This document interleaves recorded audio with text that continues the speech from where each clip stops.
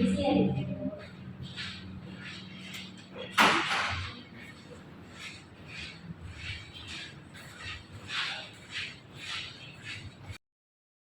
Udah, silakan duduk. Iya, permisi ya Ibu.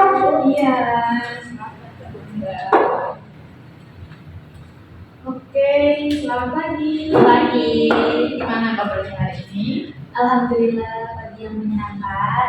Menyenangkan banget nih, bener. Saya lihat-lihat kita kayak glory banget ini. Harus ditutupi. Benar.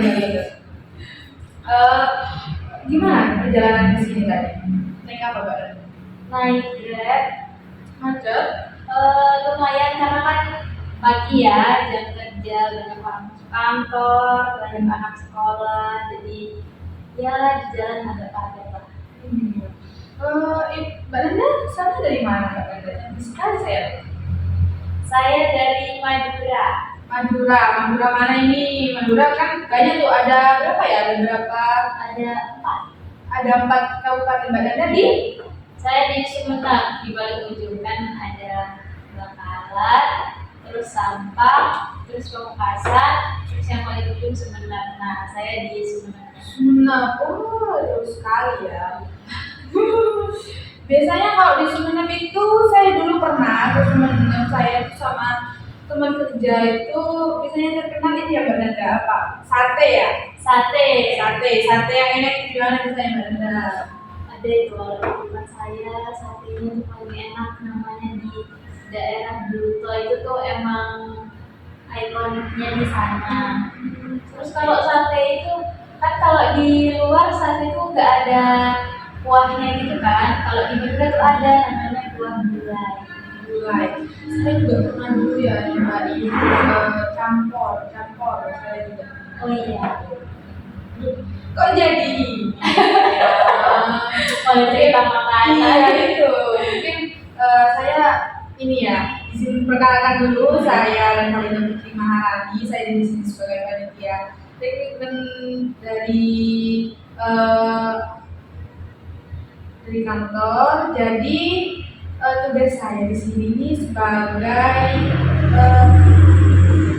wawancara buat ini yang sudah daftar. Itu saya akan yang nantinya saya semua yang akan mewawancarai, saya semua yang akan dengar. Jadi tugas saya itu emang ya di bagian ini tiap tahun kalau misalkan ada rekrutmen itu selalu saya yang dijadikan ini. Emang cocok berarti. Bisa aja ini banget ya. Mungkin setelah saya perkenalan, Mbak Nanda mungkin bisa memperkenalkan diri terlebih dahulu, Mbak Nanda. Baik, perkenalkan nama saya Anda Dwi Ferdiana, kerap dipanggil Nanda. Saya berumur 26 tahun. 26 tahun, wow, masih muda sekali ya Mbak Nanda. Dulu Mbak Nanda pendidikan terakhir di mana Mbak? Saya dulu lulusan terakhir kan ya? Iya. Saya lulusan dari Diploma 1 Sekolah Tinggi Pertahanan Nasional di Yogyakarta. Di Jogja. Berarti kalau di satu itu 1 tahun ya Mbak Nanda? Iya, cuma 1 tahun. 1 tahun. Mungkin Mbak Nanda punya pengalaman kerja atau pernah magang? Biasanya kalau D1 itu setahu saya kan magang ya Mbak Nanda? Iya, pernah. Saya pernah magang di kantor pertanahan di Kabupaten Sumeneb. Lama di situ? Lumayan, 3 bulan. Lumayan lah ya, bisa mengenal juga kan tentang kerja-kerjaannya juga di situ. Iya, lumayan.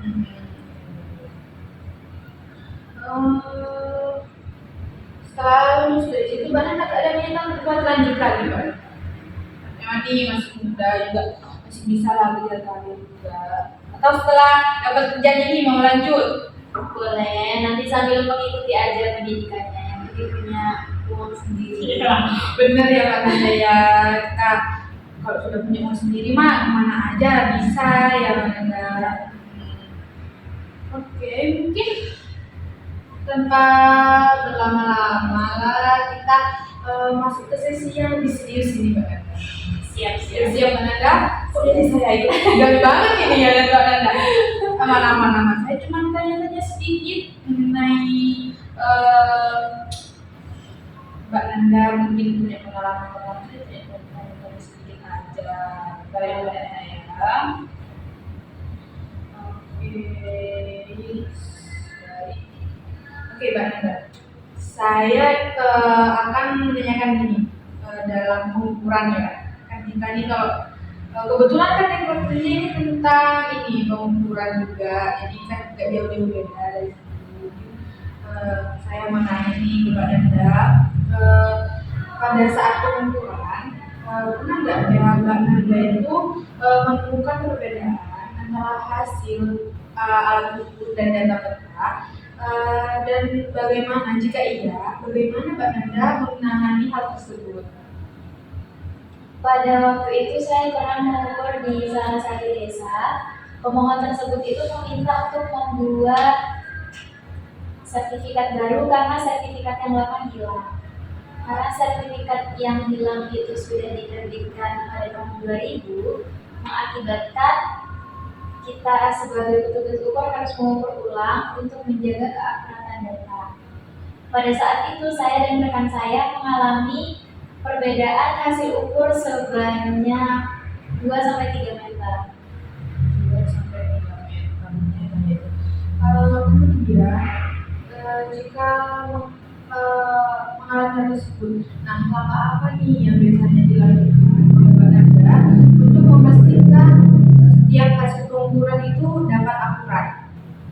Biasanya saya mengecek dulu alat ukur yang saya gunakan.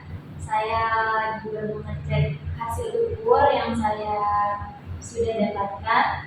Lalu ketika saya kembali ke kantor, saya akan berkonsultasi dengan atasan saya bagaimana baiknya. Nanti saya terima masukan dari atasan saya.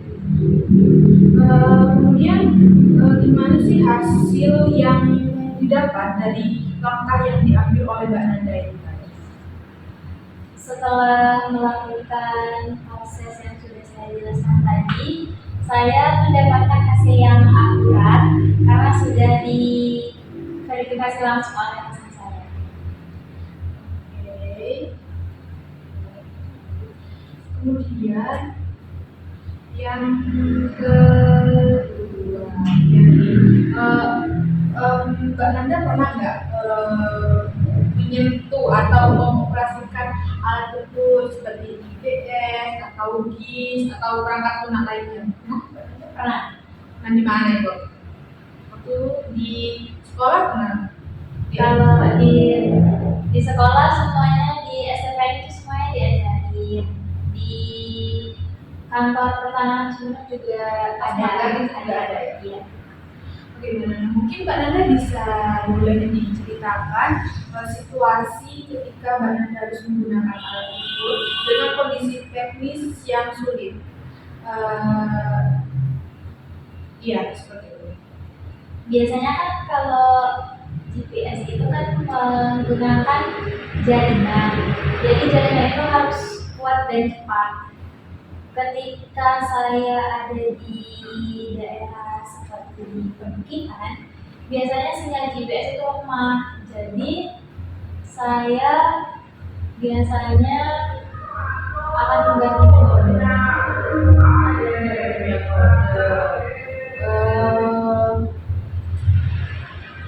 Misalkan sudah mengganti metode kan ya, kemudian apa langkah Mbak Nanda untuk memastikan hasil ukur itu tetap benar? Dari metode GPS, saya beralih ke metode total station. Kan kalau GPS menggunakan sinyal, kalau total station ini kita tidak perlu menggunakan sinyal, kita hanya perlu 2 titik kontrol dari 2 arah. Jadi kita mematok sebuah titik sebagai titik kontrol di sana. Lalu saya akan mendirikan alat total station itu di daerah yang lebih tinggi daripada bidang yang akan saya ukur. Kemudian apa hasil yang Mbak Nanda dapat atau Mbak Nanda capai setelah melakukan pengukuran? Karena dengan metode total station, saya mendapatkan semua data ukur yang harus saya karena kan sudah diganti metodenya. Jadi setelah itu kita lanjut ke ini Mbak, pemecahan masalah teknis. Kan sebagai petugas alat ukur nih, kadang ada waktu yang tidak diduga, itu tiba-tiba ada masalah teknis. Saya ingin tahu nih, gimana cara Mbak Menda itu melakukan pemecahan masalah ketika terjadi masalah teknis dan lain sebagainya. Mungkin Mbak Menda boleh ceritakan saat mengalami masalah di lapangan.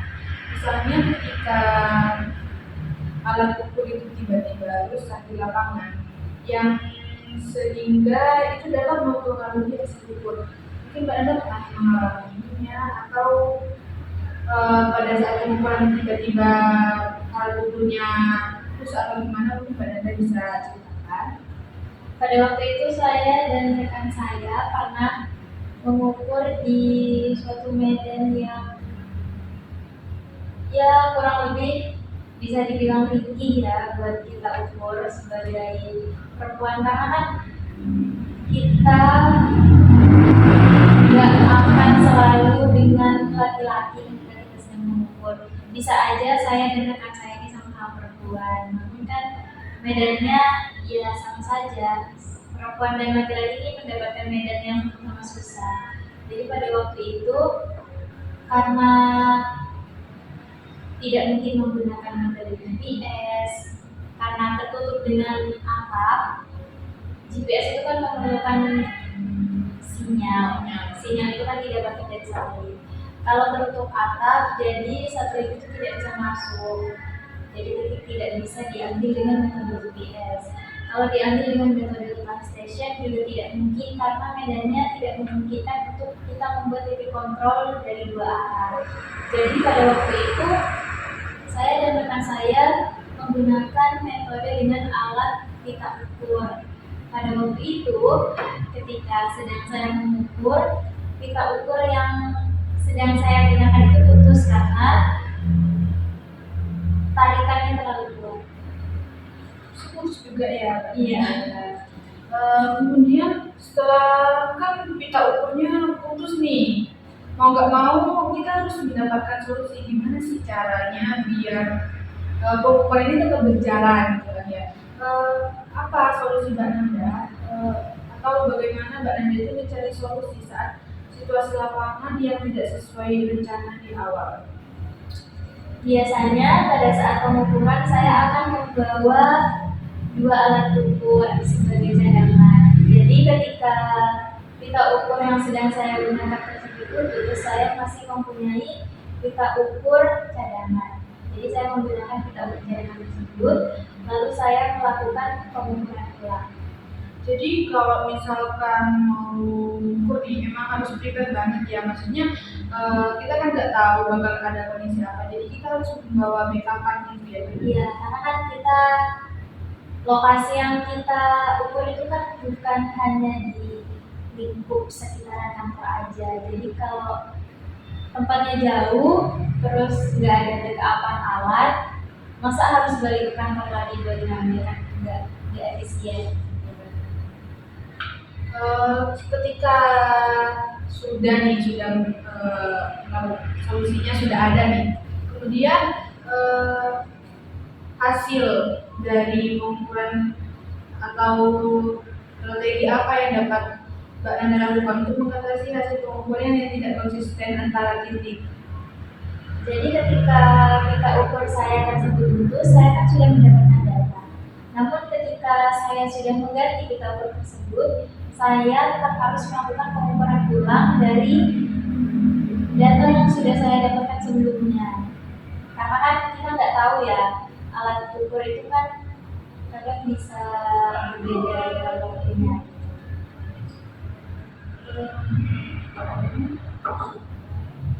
Kemudian kita akan lanjut pada kerjasama tim. Dan kita kalau misalkan menjadi bakal jauh-jauh dari tim, dari kelompok, gitu ya. Pastinya kita harus pintar-pintar bersosialisasi juga sama rekan kerja. Saya ingin lebih tahu nih, lebih dalam gimana sih sikap sosialnya Mbak Nanda itu. Mungkin Mbak Nanda bisa ceritakan pengalaman Mbak Nanda saat bekerja dalam tim, kemudian peran apa yang Mbak Nanda ambil dalam tim tersebut. Eh, Pada waktu itu saya pernah ikut dalam program PTSL. Program PTSL ini adalah program pemerintah yang dilakukan pada setiap kabupaten, dan pada setiap kabupaten itu setiap tahunnya akan melakukan PTSL ini pada satu desa. PTSL ini kan dilakukan untuk memudahkan masyarakat mendapatkan sertifikat atau buku tanah dengan mudah, atau ya bahasa kasarnya gratis, karena kan agak banyak juga ya orang yang nggak mau mendaftarkan tanahnya karena harus melakukan pembayaran yang cukup mahal. Jadi pada waktu itu kan melakukan pengukuran pada satu desa. Tidak mungkin kalau kita melakukan pengukuran hanya dengan satu atau dua orang. Jadi pada saat itu kita membuat beberapa tim yang pada tim tersebut beranggotakan 5 orang. Ketika kan ini ya banyak tim atau dalam tim itu ada menggunakan 5 orang. Kadang tuh kita di posisi yang kadang mendapatkan teman atau rekan kerja yang pasif sebenarnya. Mungkin ketika Mbak Nanda mengalami tersebut, apa tindakan yang bakal Mbak Nanda lakukan untuk menjaga kerjasamanya itu tetap baik? Kayak pastinya kan kita gak mungkin kan ya, kalau pasti kita merasa kayak kita tuh kerja sendiri, itu pasti seperti itu.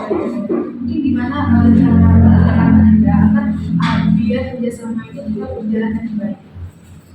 Saya pada waktu itu sebagai orang yang bisa dibilang lebih senior daripada rekan kerja saya yang lain di situ, jadi saya tetap menjaga efisiensi kerja tim saya setiap harinya. Saya membuat seperti sebuah spreadsheet untuk melaporkan setiap progres setiap hari. Kemudian ketika sudah Nanda melakukan spreadsheet itu, hasil apa yang Mbak Nanda dapat dari tindakan atau hal yang dilakukan oleh Mbak Nanda? Sebelum membuat spreadsheet itu kan pasti ada briefing setiap pagi itu buat anggotanya apa yang akan dilakukan, dan saya juga akan melaporkan hasil apa saja. Jadi hasilnya itu biasanya lebih efisien ya, terus suasana dalam kelompok itu lebih harmonis. Kemudian kita lanjut komunikasi. Oke, komunikasi itu kan dalam setiap hal apapun itu penting pastinya ya. Komunikasi itu paling utama kan ketika misalnya kita ada diskon itu kan bakal ini ya, bakal dinamikanya juga baik gitu ya. Mungkin Mbak Nanda bisa ceritakan ketika Mbak Nanda itu harus menjelaskan hasil pengukuran kepada pihak lain. Ketika misalnya nih kayak masyarakat itu kan ini ya awam gitu tentang hal-hal mengenai teknis di bagian pengukuran. Gimana sih Mbak Nanda menjelaskan kepada masyarakat tersebut untuk biar masyarakat tersebut itu bisa paham? Gimana Mbak Nanda cara menjelaskannya kepada masyarakat? Mungkin memang seringkali susah ya ketika kita baru berhadapan dengan masyarakat yang kurang mengerti, karena kan ya memang tidak bisa disalahkan juga, kan memang bukan ranah mereka. Cuman biasanya kita melakukan sosialisasi dengan bahasa yang sederhana, jadi mereka lebih mudah untuk mengerti penjelasan yang kita sampaikan. Kemudian ketika sudah Mbak Nanda sudah menyampaikan kepada masyarakat gitu ya mengenai hal yang perlu disampaikan, bagaimana cara Mbak Nanda itu benar-benar memastikan bahwa masyarakat yang sudah Mbak Nanda berikan informasi tersebut itu benar-benar paham akan informasi yang Mbak Nanda berikan. Biasanya saya itu membuat peta warna, kan kalau pakai warna itu kan biasanya lebih membuat mata tertarik untuk melihat, terus mudah dipahami juga. Jadi biasanya saya membuat peta warna, terus saya membuat batas bidang tanah secara fisik. Jadi saya membawa properti tersebut ke dalam acara sosialisasi, lalu saya menjelaskan. Oke. Kemudian jika Mbak Nanda sudah menjelaskan, sudah memberikan warna-warna di peta-peta itu, apa hasil yang didapat? Apakah masyarakat itu paham atau bagaimana hasil yang didapat? Mungkin ada yang sudah paham, ada yang sedikit sudah paham, atau masih ada juga yang belum paham. Kalau misalkan nih sudah dijelaskan, sudah menurut Mbak Nanda ini penjelasannya Mbak Nanda itu sudah benar-benar bisa nih. Tapi ada sebagian orang itu masih benar-benar yang nggak paham gitu. Gimana? Apa yang harus Mbak Nanda lakukan untuk memastikan bahwa orang tersebut itu benar-benar paham akan yang sudah disampaikan Mbak Nanda tadi? Emang sebenarnya itu tantangannya sih ya kalau lagi sosialisasi. Cuman mungkin biasanya kita kan kalau sosialisasi itu kan banyak orang. Jadi mungkin kalau ada beberapa orang yang kurang paham, kita nanti melakukan pendekatan secara personal aja. Jadi kita panggil beberapa orang yang masih belum paham itu, terus mungkin kita nanti minta tolong kepada orang tersebut untuk membawa keluarganya satu lah untuk mendengarkan penjelasan kita diulang. Jika penjelasan kita dirasa sudah dimengerti oleh keluarga, kita bisa menyerahkan mungkin jika keluarga tersebut yang menjelaskan kepada beliau yang belum paham mungkin lebih bisa dimengerti. Oke, Mbak Nanda, kita mungkin juga nih Lanjut. Kita lanjut ke tanggung jawab dan etika kepercayaan kita. Mungkin Mbak Nanda pernah nggak dihadapkan oleh situasi di mana rekan satu tim itu melakukan kesalahan, namun rekan tim tersebut itu tidak mau mengakui kesalahannya? Pernah pada waktu itu kan kalau kita lagi ngukur, kita akan membuat suatu peta, namanya peta bidang tanah. Peta bidang tanah ini dibuat menggunakan data yang sudah kita ukur di lapangan. Jadi data dan peta harus akurat. Pada waktu itu rekan saya membuat peta tersebut kurang akurat dengan data yang sudah didapatkan. Jadi saya menjelaskan kepada dia dampak apa yang akan diterima apabila kita mengeluarkan peta yang tidak sesuai dengan data. Oke, baik. Kemudian tindakan apa yang harus Mbak Nanda lakukan ketika melihat rekan kerja melakukan kesalahan dalam pencatatan dan pengumpulan data? Saya pada waktu itu melakukan pendekatan secara pribadi. Saya berbicara kepada rekan kerja saya, baiknya gimana, karena kalau itu dikeluarkan sebagai petugas ukur ini kan tanggungannya sangat berat ya. Hasil ukurnya ini harus dipertanggungjawabkan selama kita masih hidup. Pun selama kita nanti sudah meninggal, kalau hasil ukur yang kita keluarkan salah, kita masih bisa ditutup. Jadi saya memberitahu agar rekan kerja saya memperbaiki peta tersebut. Kemudian strategi apa yang bisa dilakukan oleh Mbak Nanda untuk memastikan kejujuran itu tetap terjaga gitu kan tadi sudah dibilang bahwa kalau misalkan Anda sudah mendekatkan personal, nantinya orang tersebut akan menyadari kesalahannya. Kemudian jika untuk tetap memastikan di mana orang tersebut itu tetap menjunjung tinggi integritas dan juga menjaga, itu apa strategi yang Anda lakukan? Pada waktu itu saya sedikit memancing untuk mengajak dia mengukur ulang. Saya mengajak rekan kerja saya untuk mengukur ulang, namun dia mungkin sedikit berpikir karena mengukur ulang ini kan capek ya, butuh plan, butuh waktu, harus janjian sama pemohon, nanti harus menjelaskan juga ke pemohon kenapa harus diukur ulang. Jadi setelah begitu dia langsung menyadari kesalahannya dan yang dia lakukan langsung membenarkan peta tersebut disesuaikan dengan data yang sudah ada. Jadi tidak melakukan pengukuran ulang ya? Tidak, karena kan yang salah itu kan cuma di pembuatan peta, sedangkan pada waktu di lapangan kita aman. Ya.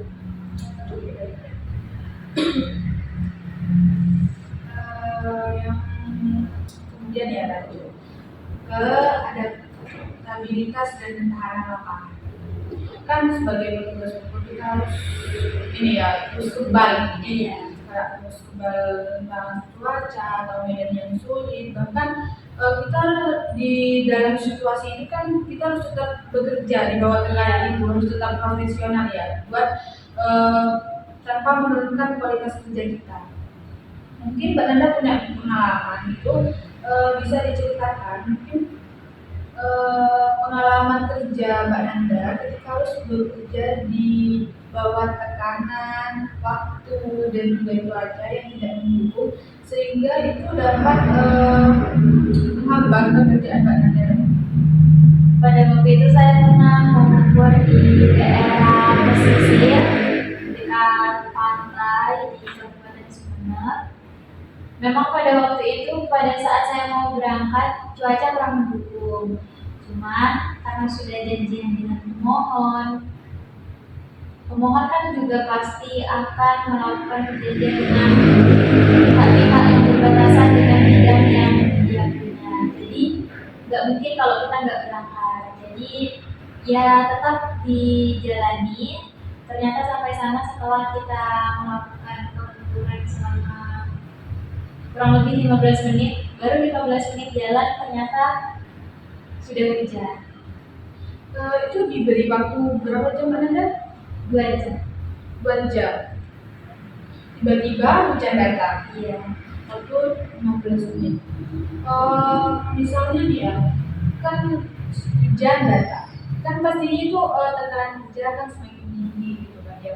Apa sih strategi Mbak Nanda agar tetap fokus dan tidak terburu-buru dalam mengerjakan pengukuran tersebut? Kayak misalnya itu Mbak Nanda gimana caranya biar tenang gitu kan, kalau hujan itu kan kita tidak dapat memprediksi kayak kapan berhentinya gitu, sedangkan kita benar-benar masih dikejar target yang selama 2 jam itu.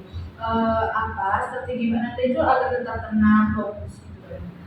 Pada waktu itu saya tidak ada cara lain ya, tetap menunggu hujan tersebut reda kurang lebih 30 menit. Jadi sembari saya menunggu hujan tersebut reda, saya juga mengecek ulang hasil data yang sudah saya dapatkan, dan saya juga mempersiapkan alat pelindung untuk alat saya. Oke. Kemudian ketika sudah selesai hujannya, apa hasilnya yang didapat setelah, kan nggak cukup nih waktunya, kayak secara angka pun kayak waktunya sudah berkurang, tapi hasilnya gimana Mbak Nanda setelah melalui tekanan kerja yang tiba-tiba hujan? Apakah tetap pengukuran bisa berjalan sesuai target atau gimana? Target dari atasan kan 2 jam untuk 30 titik. Alhamdulillah waktu itu kan untungnya kita bawa 2 alat. Jadi pada saat hujan reda kita langsung menjalankan kedua alat tersebut. Jadi alat yang dipakai itu bukan cuma satu. Jadi semua target 30 titik selama 2 jam itu terpenuhi meskipun terhambat dengan hujan 30 menit. Jadi hasilnya itu tetap terpenuhi. Iya. Berpuasa ya, Iya. maksudnya dalam waktu yang sedikit tapi tetap kita bisa maksimalin.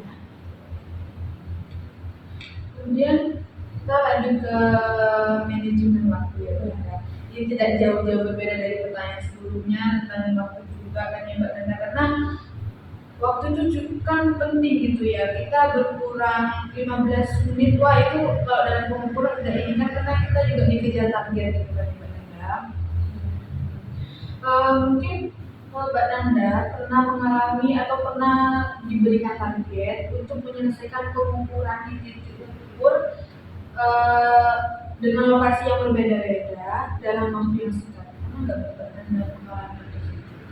Pernah pada waktu itu saya ditugaskan dalam satu proyek mengerjakan 50 bidang tanah dalam waktu 5 hari.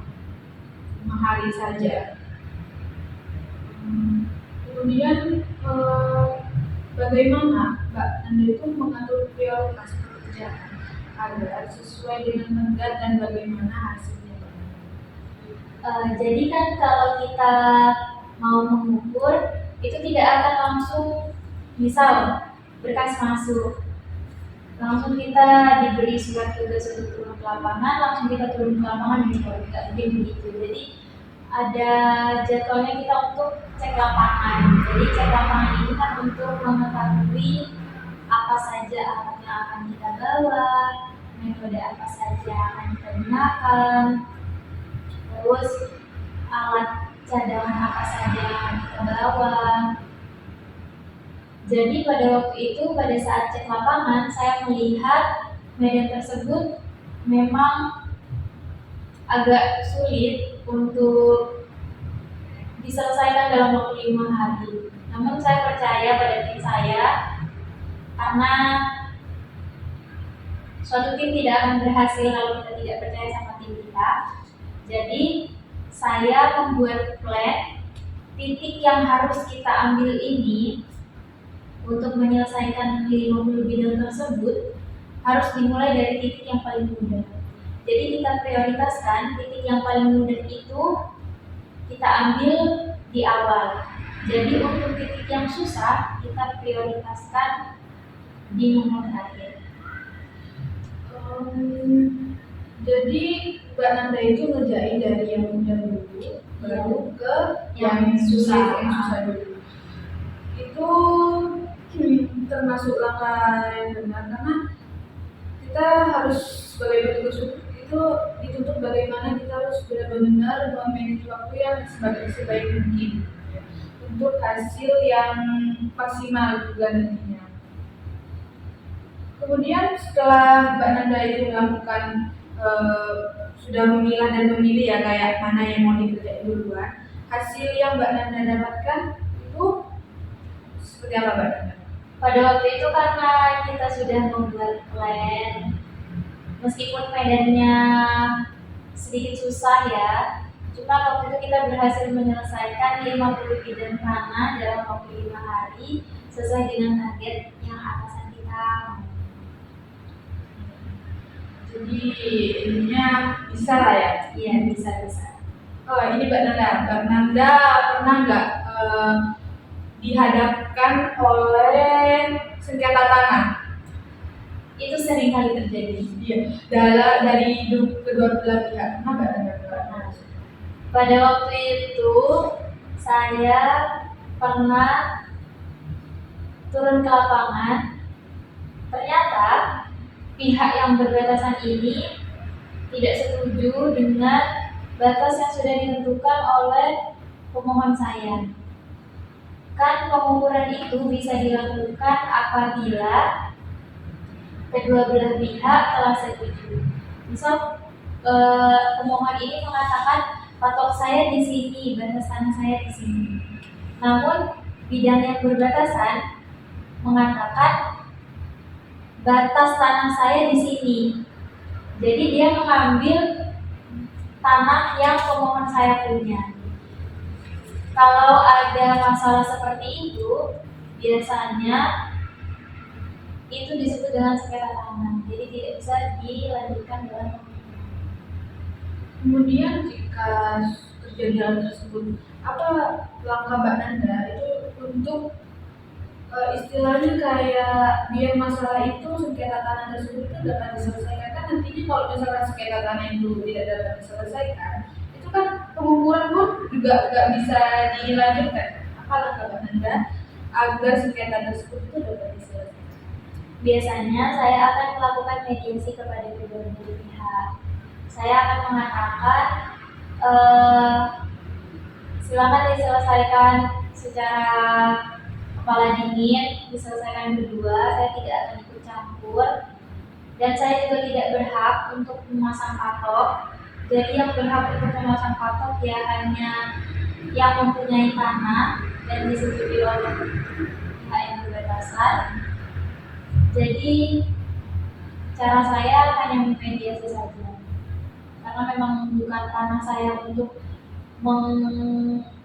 mencampuri urusan mereka. Misalnya sudah misal ya selesai, walaupun kan sulit ya Mbak Nanda, kadang kan kalau orang-orang yang sudah tentang tanah ini pasti mereka tetap apa ya, tetap mempertahankan haknya mereka kan ya. Misalnya Mbak Nanda berhasil melakukan mediasi, kemungkinan hasil yang didapat itu gimana Mbak Nanda? Apa langsung dilakukan pengukuran atau bagaimana? Biasanya kalau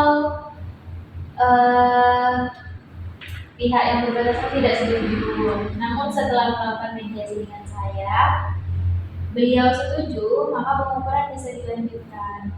Namun jika kedua belah pihak ini tetap sama-sama kuat, sama-sama keras, nggak mau ngalah, ya pengukuran tersebut tidak bisa dilakukan. Jadi biasanya kita akan memberi namanya SP, surat peringatan. Surat peringatan itu ada sebanyak 2 atau 3 kali, nanti kita akan sampaikan. Lalu kalau tetap sama-sama tidak mau mengalah, ya mau tidak mau kantor harus menutup berkas tersebut. Jadi tidak bisa dilanjutkan untuk pengukuran. Jadi saatnya biar pengukuran tetap berjalan itu harus benar-benar mereka kedua belah pihak itu harus benar-benar clear masalah itu. Iya, jadi harus dalam keadaan clean and clear, tidak ada sengketa, tidak ada pihak yang keberatan. Tapi masalah sengketa itu banyak ya. Banyak, soalnya kan siapa yang nggak mau punya tanah yang lebih luas. Cuman kan ya nggak tahu juga ya siapa yang benar, siapa yang salah gitu kan. Kan yang juga petugas juga. Iya. Nanda pernah nggak kalau misalkan ini ya, saya sedikit ini, pernah nggak kadang kan kita sudah terjun ke lapangan, kita juga tahu kalau misalkan ternyata tanah itu sengketa. Nanda pernah nggak sebagai petugas ukur itu kadang kita malah kita yang dimarahin sama orang-orang yang sengketa itu berdua, itu pernah nggak sudah mengalami? Biasanya kan sering ya misalnya. Iya, karena kan mereka juga kebawa emosi ya. Kadang mereka juga nggak mau pasang patok. Udah nggak dipasang aja di situ. Tapi kan kita juga nggak punya tanah buat masang patok kan. Nggak boleh untuk kayak ini misal ada patok nih. Kita nggak boleh nih yang pasang. Jadi harus pemilik tanah atau pihak yang bersangkutan yang memasang. Jadi kalau kita yang memasang, malah jatuhnya kita yang salah.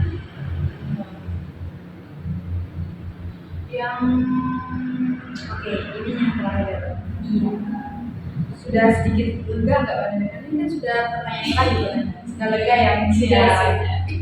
Mungkin ini lebih ke ide-ide Mbak Nanda aja. Maksudnya saya ingin tahu nih, mungkin Mbak Nanda sudah pernah mengalami atau masih punya ide yang belum terrealisasi. eh, saya akan menanyakan tentang inovasi dan efisiensi kerja. Mungkin Mbak Nanda bisa ceritakan pengalaman Mbak Nanda mungkin menemukan cara yang lebih efisien dalam pekerjaan lapangan, dan ketika Mbak Nanda sudah menemukan pemecahan masalah nih, pemecahan masalah apa sih yang pengen Mbak Nanda itu pecahkan gitu, pengen Mbak Nanda ubah gitu.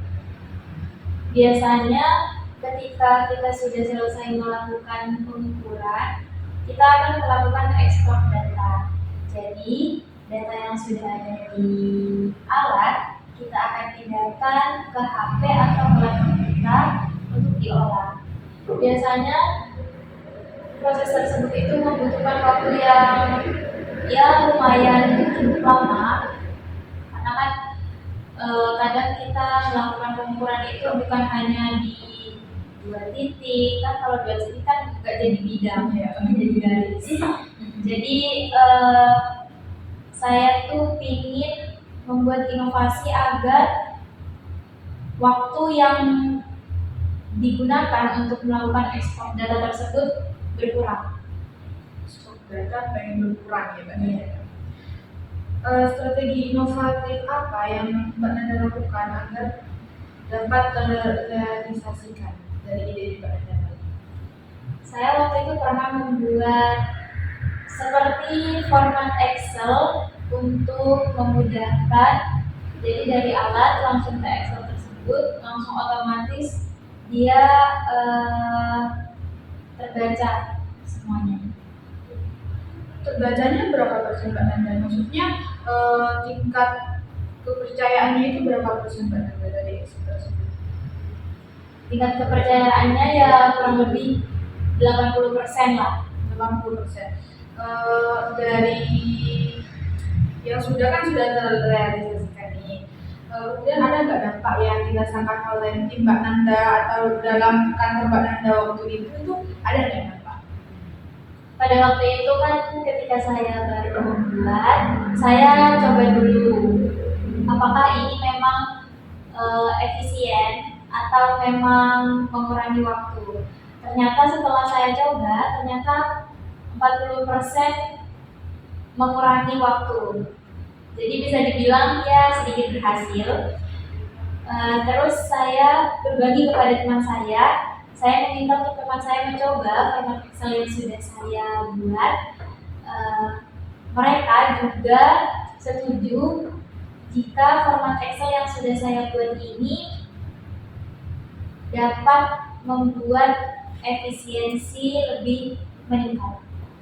Jadi tetap dari Excel itu tetap tetap dilakukan setiap harinya, maksudnya diaplikasikan. Iya, jadi setelah kita mencoba dan terbukti, kita semua yang sebagai petugas ukur mengaplikasikan format Excel tersebut setiap hari. Oke, Mbak Nanda, sudah mungkin cukup ya wawancara pada siang hari ini. Sudah siang ya, tadi sudah masih pagi nih. Iya, sudah siang karena juga nggak kerasa. Iya, ngobrolnya juga cukup lama ya Mbak Nanda ya. Mungkin dari dari hasil wawancaranya Mbak Nanda tadi, kalau bagi saya sendiri itu cukup baik ya Mbak Nanda, cukup bisa lah intinya. Mungkin Mbak Nanda ada yang mau ditanyakan terlebih dahulu? Iya. Ini kan sekarang saya wawancara. Hasil wawancaranya ini bisa saya lihat di mana, terus kapan gitu saya bisa lihatnya. Kalau masalah ini tuh pengumumannya ya? Iya. Nanti seminggu setelah ini mungkin ya Mbak Nanda, karena kan masih banyak nih yang belum diwawancarai juga. Mungkin kurang lebih satu minggu atau 2 minggu ke depan. Kemudian nanti bakal dari kami itu bakal diumumin di Instagram juga, nanti di sana itu terdapat link, mungkin nanti Mbak Nanda bisa klik di situ. Kalau misalkan Mbak Nanda beruntung ya ada nama di situ, tertera nama Mbak Nanda di situ. Jadi nanti kalau ada, misal, amin, semoga ya, ada nama saya di sana, apakah nanti di link tersebut juga dicantumkan chat pribadi untuk konfirmasi setelah pengumuman ya? Pasti Mbak Nanda pasti ada di sana, kontak admin kami pasti di sana di bawah, mungkin tertera nomor admin, nanti Mbak Nanda bisa hubungi juga di situ. Kemudian misalkan nanti Mbak Nanda sudah lulus nih, bisa Mbak Nanda tanya-tanya juga ke saya mengenai apalah mungkin yang Mbak Nanda bisa tanyakan ke saya, boleh tanya. Mungkin Mbak Nanda yang ada yang mau tanyakan lagi? Sudah cukup. Beneran cukup? Iya, Mbak Nanda sudah siap bekerja di sini? siap. Karena kalau jadi ini ya Mbak Nanda, tugas ukur tuh kadang kami ini Mbak Nanda, pulangnya malam Mbak Nanda. Mbak Nanda siap? Siap. Kebetulan di sini masa tahu punya saudara atau gimana Mbak Nanda? Enggak sih, harus bolak-balik dulu. Cuman mungkin kalau udah nanti keterima di sini, saya mau mencari tempat tinggal yang sekitar sini aja. Iya. Karena ini Mbak Nanda sering pulang malam kan. Soalnya kalau misalkan kita sudah dapat dari atasan itu buat terjun lapangan, pastinya kita kan nggak tahu medannya juga seperti apa. Itu pasti bakal lama di jalan, kayak malam lah, pasti kadang jam 9 itu baru bisa balik gitu Mbak Nanda. Iya, soalnya kan emang dalam 14 hari kerja, terus banyak berkas yang masuk, kita kan emang harus dituntut buat ya Nggak selesai ya. menangani Apalagi pelayanan. juga ini apa, pemohon juga kadang kan ya begitulah, kalau orang kayak mohon cepet gitu, padahal mereka nggak tahu kerjanya kan juga gitu. Jadi kalau pesan saya, kalau misalkan jadi petugas Google tuh harus benar-benar sekuat baja gitu kalau Iya. saya bilang Mbak Nanda. Mungkin Mbak Nanda ada yang tanya lagi Mbak Nanda? Sudah. Sudah cukup ya. Oke, mungkin cukup dari saya juga, wawancara dari saya. Mungkin kalau misalkan ada salah kata saya minta maaf. Semoga nantinya hasilnya memuaskan, Mbak Nanda bisa diterima kerja di sini dan dijadikan kerja saya. Oke, mungkin cukup itu saja ya Mbak Nanda. Terima kasih. Terima kasih ya, Ibu. Semangat ya Mbak Nanda, semoga hasilnya memuaskan. Pamit ya, Ibu. Iya.